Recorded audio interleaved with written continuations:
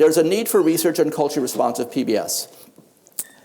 And I would submit to you that PBS is uniquely suited as a scientific discipline to empirically develop culturally responsive positive behavior services. Here are 3 features of the scientific discipline of PBS that I think lends itself to this type of science.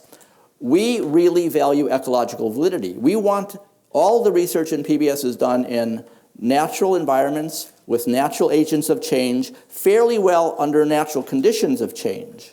That's called ecological validity. And so with families who are Punjabi or Japanese or Korean or Japanese, we want to make sure it works within their cultural context. That's ecological validity.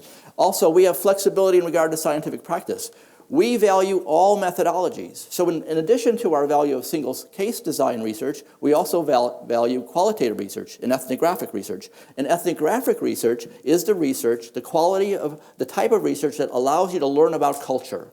Because culture involves lots of subjective aspects, not objective aspects that you can see with your eye and measure with your tools. You have to interpret behavior, interpret patterns of interaction with a cultural lens to understand. And that's what ethnography has been doing as a research science for the past 100 or more years. We also value multiple theoretical perspectives. We are absolutely grounded in applied behavior analysis. As Rob Horner recently said at a conference and repeats every time he talks about PBS, he says, you cannot do PBS without ABA. Applied behavior analysis is the conceptual foundation of PBS. That's a fact that'll never change. And we also know we work in very complex environments, and families of other cultures add another layer of complexity. And so we value multiple theoretical perspectives. There are cultural theories that we have to pay attention to. There are cross-cultural ethnographers have learned many things about family life that we want to bring into our research and integrate with our knowledge of applied behavior analysis. We believe that's important for this to work with families in a meaningful, durable, sustainable way. With ABA as the foundation of our work, but other theoretical frameworks coming in to support that. Am I still clear? Okay? So what we do and what we can do and what this study shows is we can combine quantitative and qualitative research methods, and it provides a promising way to study the development of culturally responsive positive behavior support. We have single case design methods to evaluate effects in an objective way. We have qualitative methods to understand cultural aspects of family life in the perspectives of interventionists and parents involved in the PBS services. And so here we go. This is a case study of culturally responsive family-centered PBS with a Taiwanese family of a child with autism. Now, the name Mia is a pseudonym. This is not her name. Also, the family has given me permission to share video with you, and so you'll meet Mia soon. But you might see that the actual Mia looks very much like this animated figure. I actually asked the parent if they'd let me adopt their daughter, but they said no. I didn't get that. Of course, I'm kidding, right? But she's really cute, and one can develop a deep affection for this child quite quickly. She's very charming. She's bright and energetic. She was 4 or 5 years old during the study, affectionate. She can speak, but tended to use only one-word phrases when we began the work. And she has the disability of autism. The family is from Taiwan. The mother is a homemaker. The father is an engineer, and their primary language at home is Mandarin. Problem behaviors for Mia were noncompliance and defiance, negative vocalization such as whining, crying, and screaming, elopement, meaning running away from the parent, low-intensity physical aggression, and self-injurious behaviors, which also were of low intensity. Settings were a dinner with family, a dinner routine, and a cooperative play with older brother, a table game. These are 2 routines that the family really wanted to work because they could never have dinner with Mia. She wouldn't come to the dinner table, and also she ate very little food. The only thing she ate was noodles. Imagine you're a mother of a child and all your child does is eat noodles for breakfast, for lunch, and for dinner. She hated fruit. If you presented an apple or a grape to her and tried to get her to eat it, she would scream to high heaven not to eat that apple or grape. I love apples and grapes. I didn't get that, but she didn't love apples or grapes or any other fruit. And also, her brother's typically developing, 2 years older than her, they would play in the same area, and within 20 minutes they would be fighting with each other. It was happening every day. So these are the routines we worked on. The family defined their vision of a successful routine. We gathered these dependent measures: child behavior, percentage of intervals of problem behavior, percentage of routine steps completed. So how well did she do in the routines of dinner and playing with her brother? And parent intervention integrity. How well did the parent implement the strategies of the PBS plan? And also, we gathered overall child and family functioning measures, because in positive behavior support, we're very interested in quality of life. We don't just want to change child behavior, we want to improve child and family quality of life. So we had a measure called Child Behavior Checklist, where we looked at her behavior throughout the day using this psychometrically sound instrument. And we also used the Family Quality of Life Survey to understand the family's sense of their quality of life, and the Parenting Stress Index to understand the family's experience of stress from their point of view. And the mother and father were both, we administered these instruments to both the mother and father. We also had a measure of contextual and cultural fit, where the parent filled out a questionnaire where they would evaluate on certain questions the extent to which they felt the study and its process was culturally and contextually appropriate. Here's our research design: a multiple baseline design across 2 routines, 3 phases: baseline, intervention, and follow-up. We also had a qualitative case study design, semi-structured interview on family culture. This included the family assessment part of the cultural assessment tool, the second part of that assessment. Also, the interventionist kept a journal.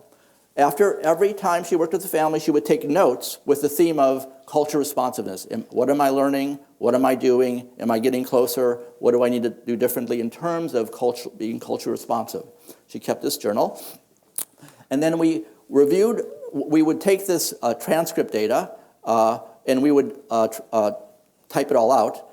And then we reviewed the coding categories that emerged with the qualitative researcher, Deborah Olson.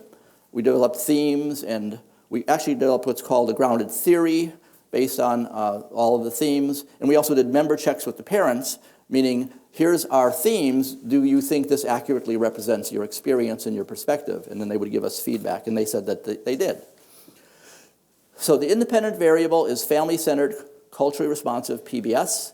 So what we do is we build collaborative partnership. That we begin that in the first 2 minutes of the work, and we continue that throughout the work.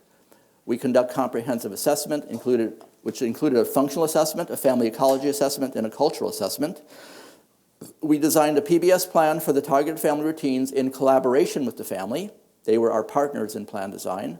We identified and provided family-centered supports not just for the child, but also for the sibling and for the parents themselves. And we provided implementation support in the routines in vivo. We were actually in the home with the family, teaching them how to do this work. We provided, first there was initial training and support, and maintenance support. Initial training and support, actually the interventionist, Catherine, did the initial work with the child in a dinner routine, because if you know anything about serious food refusal behavior, it is very intensive work to get a child to go from eating almost nothing to eating a wide range, a well-balanced diet that includes grapes and apples, not to mention watermelon. And so she led that intervention and got the initial change, and then she transferred stimulus control to the father within the dinner routine. And then we do maintenance support. Once those routines are successful, we work with the family to understand what could go wrong, what could be obstacles to the maintenance of this. Let's build what's called a relapse prevention plan and make sure that you're ready to deal with any obstacles that might arise, and you can overcome them or prevent them. And then we did follow-up evaluation and support as needed. We did follow-up to 18 months post-intervention, when we went back and measured again 18 months from the last time we actually provided any support to the family. And they were very kind to let us do this. Here's the plan for me as dinner routine. I'm not going to read every strategy to you. I'll simply highlight a few of the strategies in terms of time. Prevention strategies. The mother learned to prepare an age-appropriate meal size. Because she is a mother from China, it's very important that you do everything possible to make sure the child's healthy. And one aspect of that culture is to feed them a lot, to make like a big plate of food. But this girl was 4.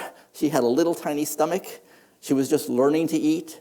And so we had to help the mother reframe her thinking about what it meant to be a good mom, a good Chinese mom at the dinner table. And it was, give her an age-appropriate amount of food that you can eat and feel successful having eaten. And then you are doing your best possible job as a Chinese mom. And the mother agreed with that. And so she did that. We used visual supports. We had a visual schedule. We had a visual contingency map. She had a take a break card on the table whenever she wanted to take a break from eating. For teaching strategies, as I mentioned, the intervention did one-on-one intensive training until Mia was able to eat an age-appropriate sized bowl of rice, vegetables, and meats. And once she was able to do that, we transferred stimulus control to the father. We also used stimulus and response fading for meal size, food, piece size, and types of food. So we started with very little food, little piece size, and gradually increased over time. Does this sound familiar, all you behavior analysts? That's what you do. That's the evidence-based practice. So, pardon? That is a wonderful question, and after this presentation, let's visit. Okay? Promise? Thank you. Okay. Give praise and tangible reward contingent on desired behavior. So they got very good at that. Provide a 2-minute break contingent on asking. And also, when it came to food refusal, as you may know from the literature, it's non-removable spoon. You wait up to 2 hours, and then you close the session. So that was the procedure for food refusal behavior. Now, in terms of contextual fit, we worked on establishing equity between the siblings, because there was a little difference in how the parents treated the boy and the girl. We taught the parents problem-solving skills around spousal conflict, because they were getting into arguments about how to best to raise the children. And we also built on the parents' value of being loving and affectionate with their children. That was the strength of the family. They were very loving, and we saw that as an important element that we had to bring into this work, that doing the positive behavior support work, particularly the use of praise, for example, and being very good at preventing problems, was really an instantiation of their love for their child. Because when you're very loving, good things should grow out of that. And those were strategies that helped that love really actualize growth in their child, which they really wanted to see. In terms of cultural fit, we ensured the plan supported the parents' core cultural values, which were nurturing happiness, politeness, and respect among all family members. We provided a translator to translate documents for the mother into Mandarin. We had implementation checklists written in Mandarin for the mother, so she could easily understand and quickly read the checklist before a routine so that she could do her part in providing support. We began intervention with the father because the mother was very emotionally connected to the child in a way the father was not. Not that he wasn't as deeply in love with his daughter, but the mother had this view that if she pushed the child when she refused and the child cried, she would be breaking the bond of love between them. And we knew that it was because the kid escaped. It wasn't because we knew that it wouldn't break the bond of love between them. It's just that that's what the child has learned to do to escape the demands and requests that they make during the day. The father had no such concern. He was completely okay with doing all of the procedures of the plan and would not have that cultural thought in his mind if the child cried, for example, when he presented food, or cried when she said, "Come on, let's wash your hands and get ready for the dinner." We worked with the mother very carefully across the entire course of the project in many different ways. But in one way, for example, we would point out to her that after the interventionist worked with her child, and did cry and scream and try and run away, etc., when it was time to present the spoon or time to say, "Come to the table and let's eat," right before the end of the session, right before the intervention was home, the girl would show much affection for the interventionist, and when she came back the next day, she would show much joy to see her and affection as well. And when the father did this work, even though there was some crying and problem behavior, the bond between them was the same the moment the routine was over. She was just as affectionate with her dad as before the routine. And so the mother gradually realized that, hey, the bond won't be broken, it's just that I will teach my daughter how to eat. And she doesn't quite know how to do that. That could actually strengthen our relationship if I begin using these strategies. So that's what we did there. So this is the graph. This is rather complex, so I'll just go through it simply. This is called a multiple baseline design across do 2 routines. This is dinner routine, this is sibling play routine. This is percentage of intervals of problem behavior along this graph axis. This is percentage of steps completed. I'm just going to go through the top one. This is baseline, initial parent training, maintenance support, and follow-up. This is initial training, intensive training with the interventionist here. Okay? This is 12-month follow-up and 18-month follow-up. Okay? So you'll see that the closed circles are problem behavior and the open squares are steps completed. And what this shows you is there was lots of problem behavior, very high level, average of about 60%, and very low steps completed, average maybe, let's say, about 5 or 6%. And then we began intervention. The interventionist did 15 sessions of very classic training on food refusal behavior in the family's home until she was able to eat that small bowl of food. And then we brought the intervention at the family. You can see that there was some hard parts, but you can see they were able to be successful by the end. And steps completed went up to 100% by the end, and problem behavior fell to a very low level. Then we went to the maintenance support phase, and things continued to maintain. Very high levels of steps completed, very low levels of problem behavior. And when we did the follow-up at 12 months and 18 months, it was still excellent. In fact, it was better. That she had almost zero problem behavior and 100% steps completed. So that shows long-term durability at 18 months follow-up.